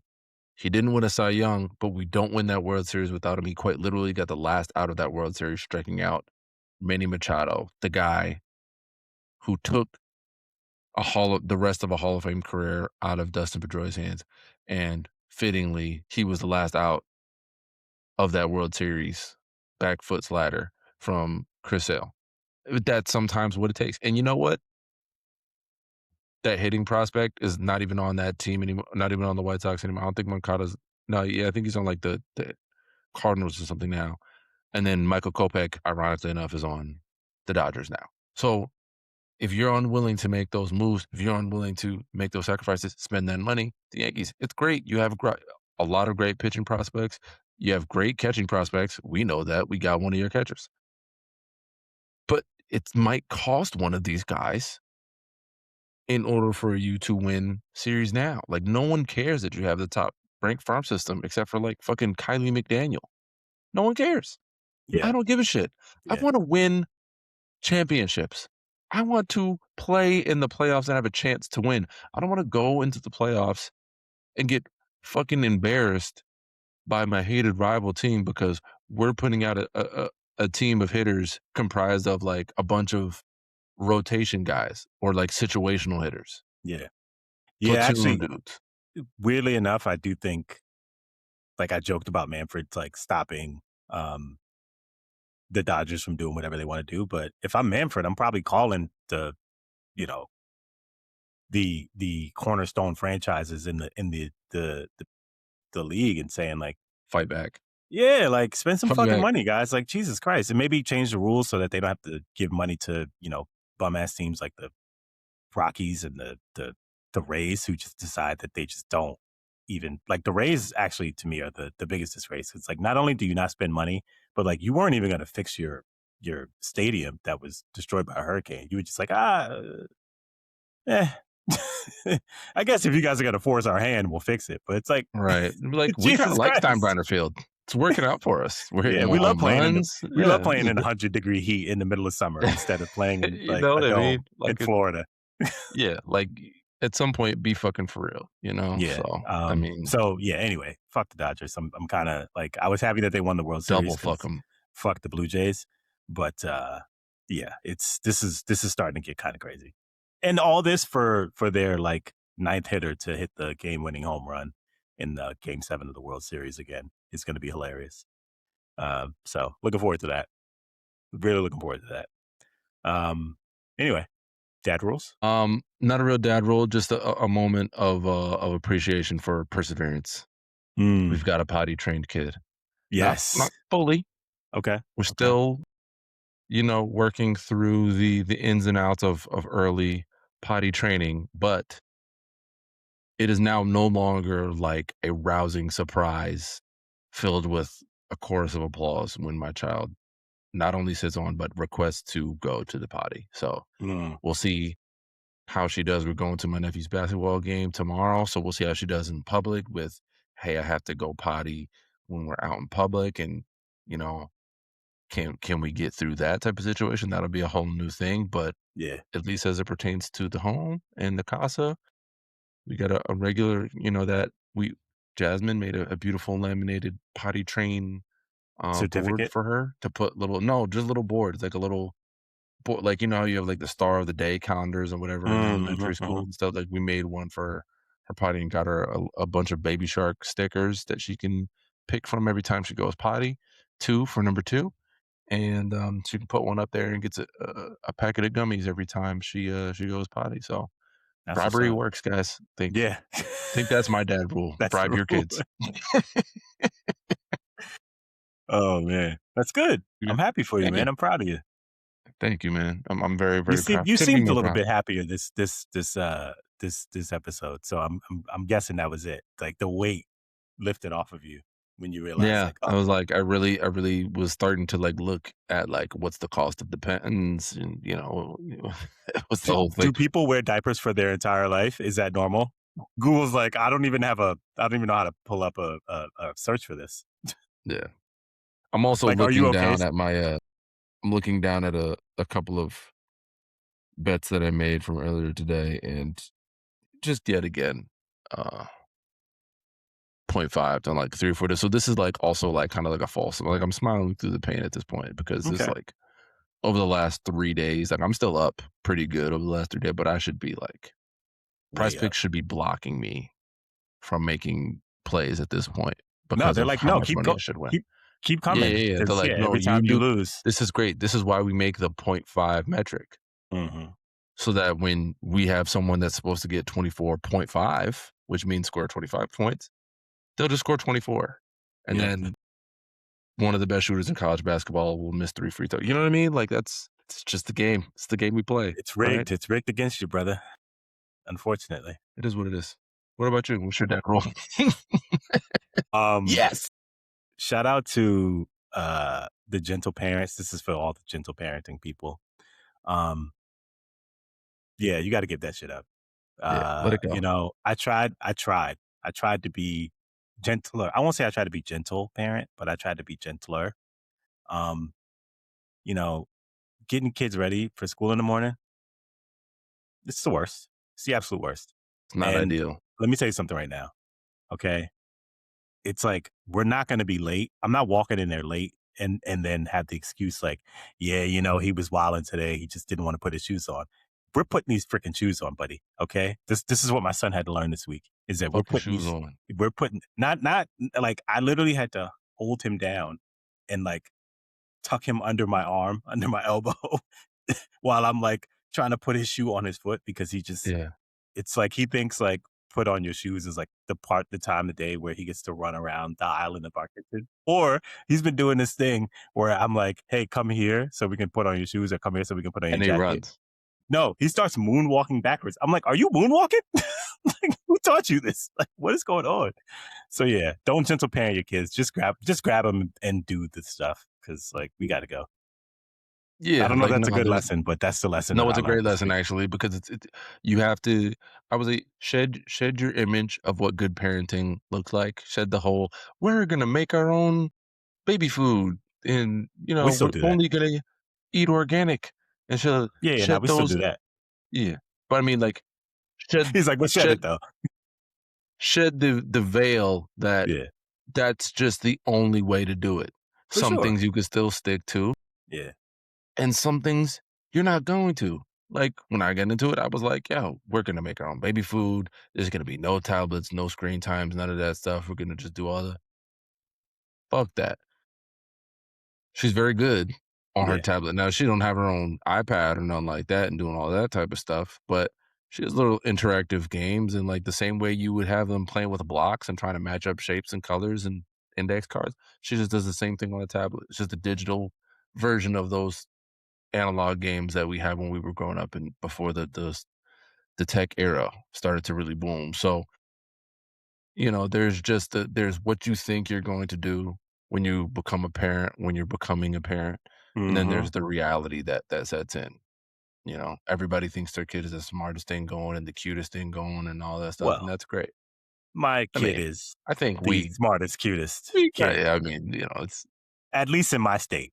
I can only at speak the for my very state. least, Yeah, at the very least. yeah. I mean, after everyone that sees her says, "Oh my gosh, she's just so cute." I mean, at a certain point, you just start to be like, "Well, this is no longer an opinion now. It's just a it's just a fact. It's just a it's just a fact." Yeah. Um, but no, like, so these are all things that people think about their kids and expect from their kids, but you just have to, roll with those punches a little bit. Yeah, Yeah, or you just you have force to them make to those put on their adjustments. jacket and, There's and nothing wrong with that. It's not let even them cry forcing. through it. Yeah, That's just good parenting to me, yeah. I He'll think. stop crying. He'll eventually stop crying. Yeah, like, listen, they don't know what they want to do and what they don't wanna do. But I They know don't have what I'm any about to real tell him to concept of it. do. Exactly. Yo, get this motherfucking jacket on Yeah, now. yeah, Like, I don't know what you thought this was, but it ain't that. This ain't that.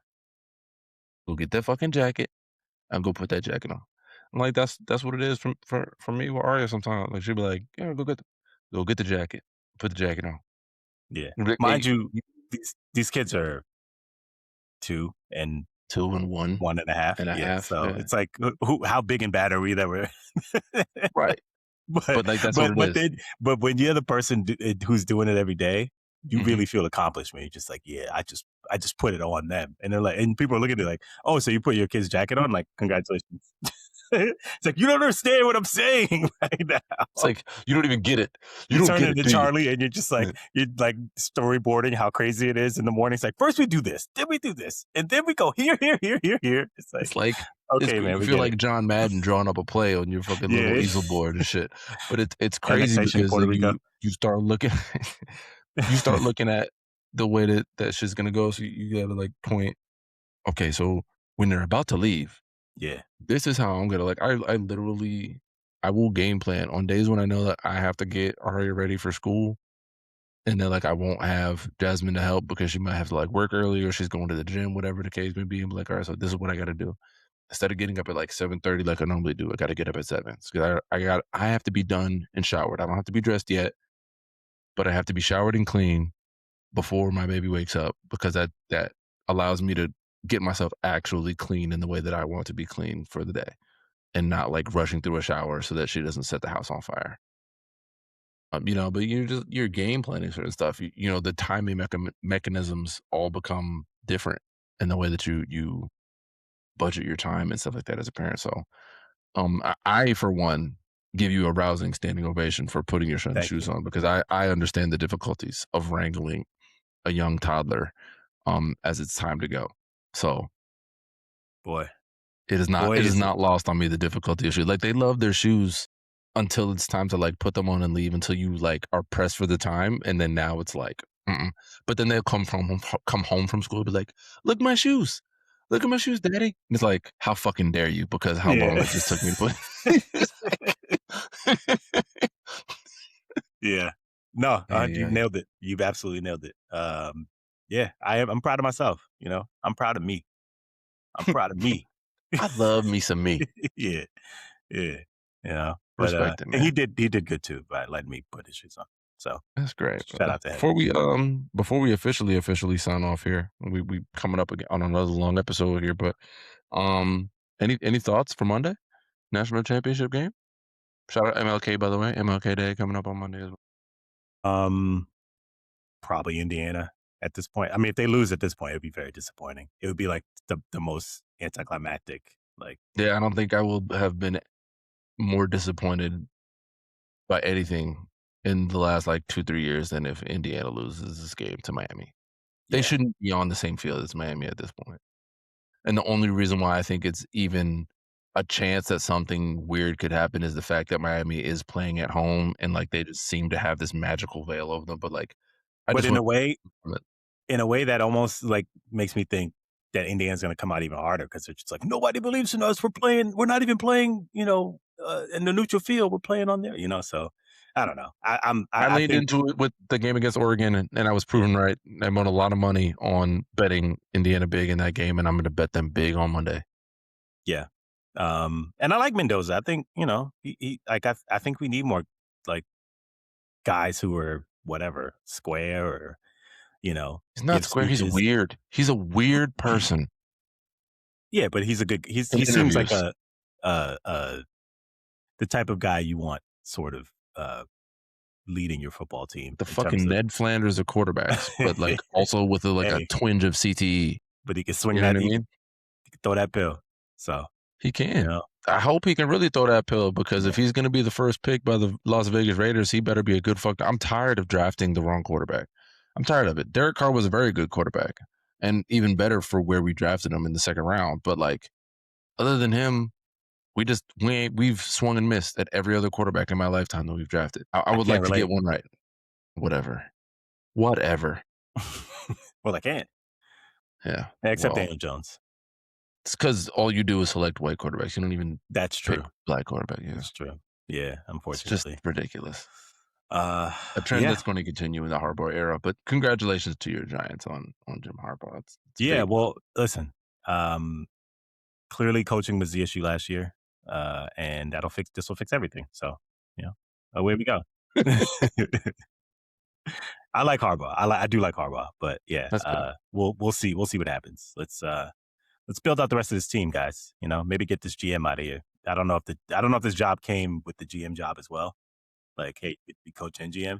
So I'm hoping. I think they said the Harbaugh wants to have some input on the GM, but it'd be kinda weird if, like, now I'm looking to replace you after you're the one that hired me. 'Cause, I mean, technically, the GM does the hiring in that situation. Yeah. And, well, It was like, how hard is it to be like the GM that hired John Harbaugh after he got let go of a team after 18 no, I years? mean, I understand, but let's say Spytech hires who I want to be the next coach of the Raiders and Brian Flores, right? So you hire Brian Flores, and then Brian Flores is like, who would make a great GM, and then just like insert name of anybody that's not currently John Spytech. It's like it's just a weird thing that the guy that brought you in and hired you and believed in your vision for the team, regardless of how much of a slam dunk hire you would be, it is kind of weird that then that guy gets fired. I think if you were going to fire your GM, it would have happened before. Yeah, obviously. They're So not getting rid of him, which yeah, sucks. just get used to him. You'll be fine. He had a great fucking draft this past year and a I don't pretty give good two one the year shits. before that. I don't give two shits. Okay, you got It's rid of kind it. of important. As a You, team that hasn't drafted well in over a decade, that's it's not true. important to get the draft Only right. on the offensive line. We draft well everywhere else. Um, yeah. I look. I don't care that you are good at making these small little moves when you can't like retain all-time great running back and you let him go to Philly. I'll never get over that. And that's just where I'm willing to, that's a hill I'm willing to die on. I'll give So, you that. I'll give um, you that. I actually forgot all about the Saquon thing for a yeah, second, so I I'll I never get it. forget. I get it. You know what? Understood. So there we are. Like, "Hey, Saquon, you're gonna call us back, right?" Letting that footage get out is That's what I'm saying. I don't know. I honestly don't want to go through it. Let's end the show right now because you're gonna piss me off. Oh Oh my man, god, man, that's, yeah, fucking guy. that fucking yeah, Whatever. yeah, understood. I stand down. I stand Yeah. down. You are correct, sir. Thank you. But yeah, man, we as always, guys, we appreciate you guys for rocking with us, sticking with us through these long episodes. I mean, Yeah. we missed a couple of weeks there towards the beginning of the winter. So the last couple of months we missed a couple episodes. So we figured we'd giving it back to you on these next two. But Yeah. we thank y'all for constantly rocking with us, constantly listening and tuning in. We're thanking you ahead of time for liking and subscribing. Um, Hit that like button. Hit the that subscribe podcast button. page. We're gonna keep giving Share it it. to you anyway. I don't care if it's 3 views or 300,000 views. We're gonna keep giving it to you because we just love doing it. But thank y'all for rocking with us, man. It's been another fantastic episode of the No Rules Podcast. Peace. Peace.